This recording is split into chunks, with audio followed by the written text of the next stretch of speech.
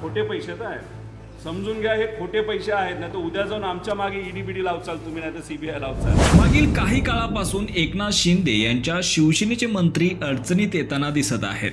त्यातच शिंदे मुख्यमंत्री असताना सिडकोचे अध्यक्ष म्हणून घेतलेला एक निर्णय संजय शिरसाट यांच्या अंगलट येण्याची शक्यता आहे।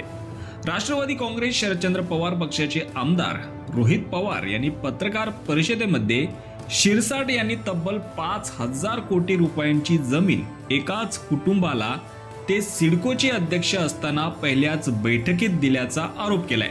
तसेच त्या संदर्भातील काही कागदपत्रे आणि पुरावे देखील त्यांनी दाखवले आहेत।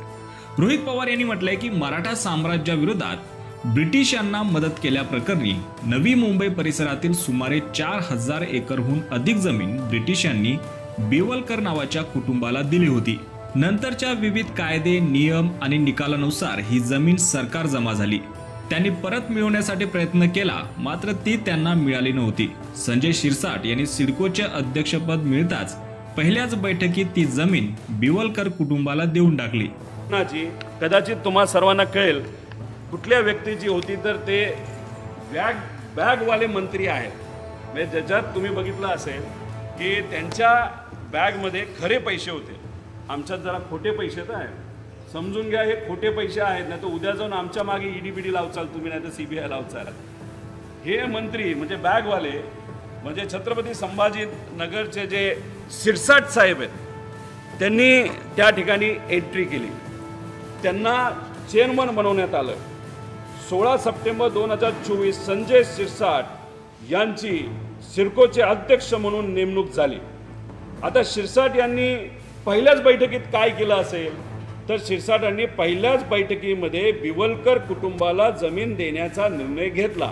विद्यमान मंत्री संजय शिरसाट साहेब यांनी 2024 मध्ये सिडकोचे अध्यक्ष होताच सगळे नियम बाजूला सारून पहिल्याच बैठकीत यातील सुमारे 15 एकर जमीन या बिवलकर कुटुंबाला देण्याचा निर्णय घेतला।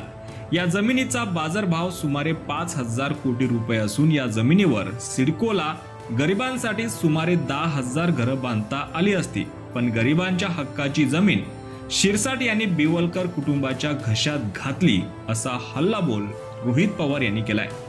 एकीकडे 5,000हून अधिक स्थानिक भूमिपुत्र जमिनीसाठी वर्षानुवर्षे संघर्ष करत आहेत, त्यांना जमीन दिली जात नाही, पण मराठा साम्राज्याविरोधात काम करणाऱ्या बिवलकर कुटुंबाला बेकायदेशीरपणे पहिल्याच बैठकीत जमीन दिली जाते। ही एक प्रकारे भूमिपुत्रांच्या बाबतीतही गद्दारीच आहे। त्यामुळे बेकायदा पद्धतीने बिवलकर कुटुंबाला दिलेल्या या जमिनीसह राज्यातील अशा प्रकारच्या सर्व जमिनी सरकारने परत घ्याव्यात आणि मंत्री संजय शिरसाट यांचा राजीनामा घ्यावा अशी मोठी मागणी रोहित पवार यांनी केली आहे। त्यामुळे आता यावर शिंदेगडाचे मंत्री संजय शिरसाट हे काय प्रत्युत्तर देणार हे देखील पाहण्यासारखं असणार आहे। याबाबत तुम्हाला काय वाटतं, तुमची प्रतिक्रिया कॉमेंट सेक्शन मध्ये नक्की कळवा। धन्यवाद।